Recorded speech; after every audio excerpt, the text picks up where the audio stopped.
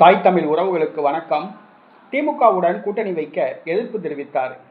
திமுகவுடன் கூட்டணி வைக்க எதிர்ப்பு தெரிவித்தார் என்ற தலைப்பில் இந்த காணொலியை நாம் காண்கிறோம். நடைபெற்று முடிந்த தமிழக சட்டசபை தேர்தலில் அதிமுக படுதோல்வி அடைந்துவிட்டது. தற்பொழுது அதிமுகவில் உள்ள வேலுமணி, நத்தம் விஸ்வநாதன், சி.வி. சண்முகம் ஆகியோர் எடப்பாடிக்கு எதிராக அணிதிரண்டுள்ளனர். அதிமுக பொதுக்குழு செயற்குழு உறுப்பினர்கள் பெரும்பாலானோர் வேலுமணி பக்கம் வந்துள்ளதாக கூறப்படுகிறது. இந்த சூழ்நிலையில் இன்று செய்தியாளர்களை சந்தித்த வேலுமணி அவர்கள் 2026 சட்டசபை தேர்தலில் தமிழக வெற்றி கழகம் கூட்டணி அமைக்க வந்தும் கூட எடப்பாடி கண்டுகொள்ளவில்லை என்று கூறியுள்ளார். மேலும் தேமுதிக உள்ளிட்ட பல கட்சிகள் கூட்டணி வைக்க முன்வந்தன. ஆனால் விடாப்பிடியுடன் இருந்ததால் அவைகளை கூட்டணியில் சேர்க்க முடியவில்லை என்று குற்றம் சாட்டியுள்ளார்.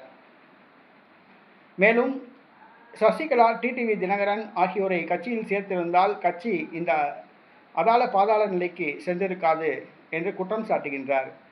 தேர்தலுக்கு பிறகு தமிழக வெற்றி கழகத்தை அதிமுக ஆதரித்திருக்க வேண்டும். அதை விட்டுவிட்டு திமுக தயவோடு எடப்பாடி பழனிசாமி முதலமைச்சராக முயற்சி செய்தது தவறு என்று அவர்கள் குற்றம் சாட்டுகின்றனர். மேலும் திமுகவுடன் கூட்டணி வைக்கக்கூடாது என்று வேலுமணி கூறியுள்ளார்.